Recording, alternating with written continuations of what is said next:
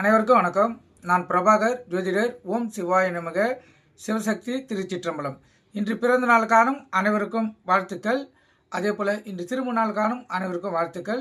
இறைவனுடைய அருள் பரிபூர்ணமாக உங்களுக்கு கிடைக்கட்டும். உங்களுடைய மனம் எதை ஆசைப்படுகிறதோ அந்த ஆசை நிறைவேறட்டும் என்று எம்பெருமான் சிவபெருமானிடம் அடியேன் வேண்டிக் கொள்கிறேன்.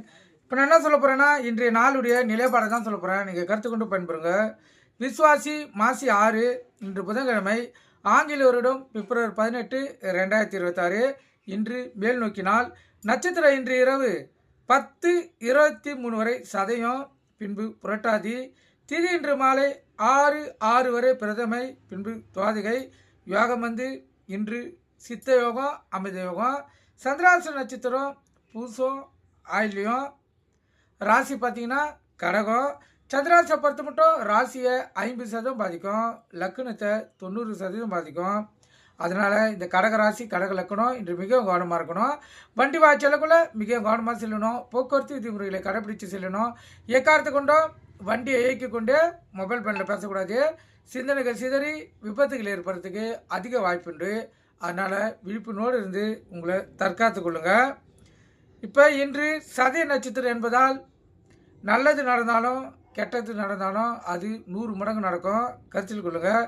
அவங்கவுங்க தசாபுத்தியில் அடிப்படையில் நீங்கள் ஏதாவது ஒரு முயற்சித்தீங்கன்னா, அதை வேலை எதுவாக இருந்தாலும் சரி, திருமணம், குழந்தை பாக்கியம் எதுவாக இருந்தாலும் இன்று நிறைவேறக்கூடிய வாய்ப்பு அதிகம்.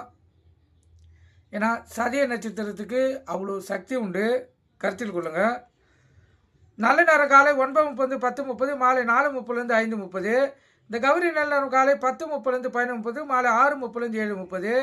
இந்த கௌரி நல்ல நேரத்தில் புது முகூர்த்தம், சாந்தி முகூர்த்தம் அமைப்பது, குழந்தை பாக்கி இல்லாத பயன்படுத்துவது, எந்த ஒரு நல்ல காரியத்துக்கும் இந்த கௌரி நல்ல நேரத்தோட சுபவரியை சேர்த்து பயன்படுத்தினா வாழ்க்கையில் வெற்றி பெற முடியும். இன்று புதன்கிழமை, புதன் பகவான் தான் ஒரநாதன், அவரே இன்று கதாநாயகன். இன்று புதன்கிழமையில் இந்த சதய நட்சத்திரமும் இணைந்திருப்பதால் உங்களுடைய எண்ணங்கள் 100% நிறைவேறக்கூடிய வாய்ப்புண்டு.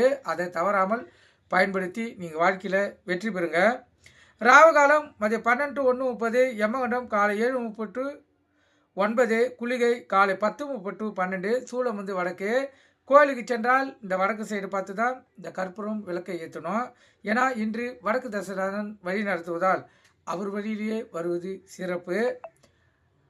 அதனால் இன்றைய நாளை நீங்கள் கோயிலுக்கு சென்றால் வடக்கு சைடு பார்த்து வணங்கி உங்கள் எண்ணங்களை நிறைவேற்றிங்க. 100% நிறைவேறக்கூடிய வாய்ப்பு இன்று மிகவும் அதிகம். புதன்கிழமை பொன்னான நாள். நீங்கள் கருத்து கொண்டு பயன்பெறுங்க.